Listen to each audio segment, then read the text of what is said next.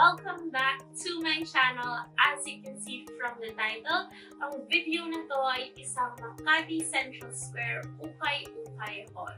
Hindi lang talaga tong haul na to guys, konti lang yung nabili ko, pero I just want to share with you saan ako malimit mag-ukay-ukay kasi lagi ako nag-uukay-ukay haul pero hindi ko parati na-share kung saan ako mismo nag-uukay-ukay.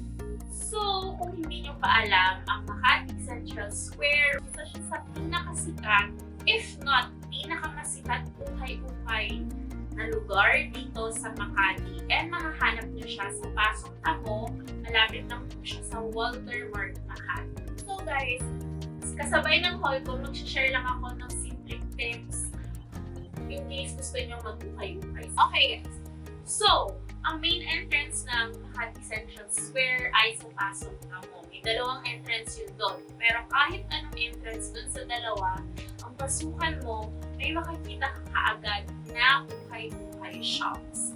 And meron doon ukay-ukay shops na pang shoes kung gusto nyo maningin.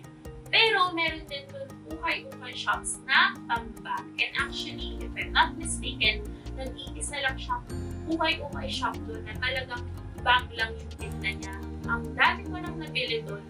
So speaking of, ang unang item, ang unang ipapakita ko sa inyo is itong bag na nabili ko doon sa shop na yun. Sobrang cute niya guys, as you can see, ang laki-laki niya, diba? And then, ang maganda sa kanya is parang ang fashion niya or ang forma niya tingnan without trying hard. Kasi kahit plain siya, meron siyang parang clasp, parang sinauna na bag. So, ang cute na tingnan. And then, yung strap niya adjustable, pwede ko siyang gawing sling bag kung gusto ko. Pero kung gusto kong mas formal, pwede ko lang siyang i-shoulder bag yung style. Dati siya, ayan, nakalagay pa. Dati siyang 520 pesos.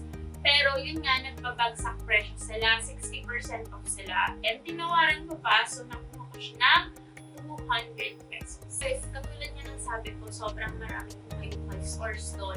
Hile-hilera po siya.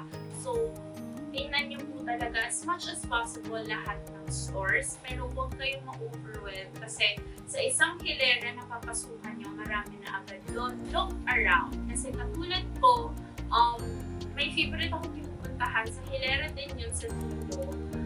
Marami silang nagsisale doon na parang 3 for 100.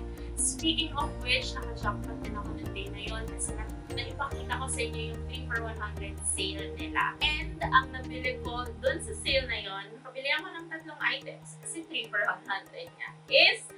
Una is this skirt. Tuwan-tuwa ako sa skirt na to guys, ayan. So, para siyang garterized skirt siya na pinstripe. Gusto ko yung garterized na skirt kasi pag katulad ko medyo malaki siya na mabilbil, nakakatulong ng garterized skirt.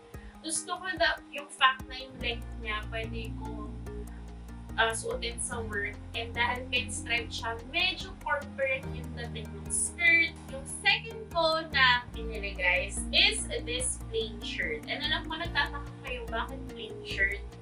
Guys, nakita ko na ASOS siya.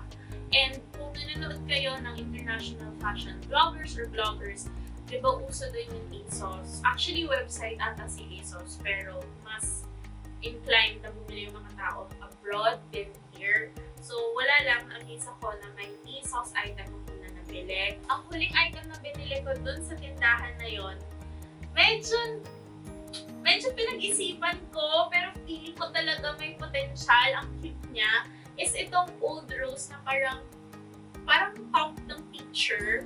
Pero guys, maniwala kayo, may potential to. Feeling ko, pwede ko siyang i-crop para reformation. Yung mamahalin na damit din na uso din sa US yun. Mga labanan yun style. Okay, so after nyo guys, i-check yung hile-hilera na mga tindahan doon. Don't forget, another tip, to look sa basement. Kasi sa basement, marami pa rin nakatagong tindahan. And I used the term tago kasi yung iba literal na parang nakatago talaga. Pero yung isa sa favorite ko, literal nasa sulok siya ng basement. Malapit po siya sa nirenovate na food court. And saktong-sakto, naka-sale sila na 4 for 100 100. And yung tops tsaka yung shorts. Kaso isa lang yung nabili ko. Pero tuwa ako dito, guys. It is this parang pink gingham blouse. Sobrang cute niya, guys. Parang ready na ako mag-picnic. Parang those Instagram girls na nag-picnic. Tapos 5 p.m. Tapos ang ganda ng sunlight. Tapos ang ganda ng picture mo. Ganon yung itsura, guys. Pero ang ganda-ganda niya. Tapos may lace detail pa siya. Pwede to sa high-waist shorts na light wash, na jeans, o kaya mom jeans. Actually, ang dami niyang pwedeng outfit. Kaya grab ko na agad to since kakabag sa kanya lang naman is 25 pesos. Yun lang, guys. Actually, sabi ko sa inyo, sobrang ikli lang ng haul na to. Pero I wanna give you additional tips just in case interested lang talaga kayo pumunta sa Makati Central Square at mah-ukay. Una is, magdala kayo ng eco bag. Kasi sa Makati, bawal ang plastic and puro paper bag lang ibibigay sa inyo yung mga damit. So, kung balak nyo mag-only shopping sa ukay doon, magdala kayo ng eco bag or tote bag. Pag-ikot kayo, as in, guys, kasi maraming nasa sulok dun sa parang ground level and basement level. Marami doon. May isa pa na lalabas ka, pupunta ka dun sa, tanong nyo saan yung KFC. Basta palabas siya, merong isa pang store doon. So, ayun. Kung malapit lang kayo sa Makati, na may gusto kayong item pero ang mahal niya, balikan nyo siya after 2 weeks. Maniwala kayo, naka-sale na yung item na yon. Kasi, yun nga, umiikot lang naman yung sale nila katulad sa ibang ukay-ukay.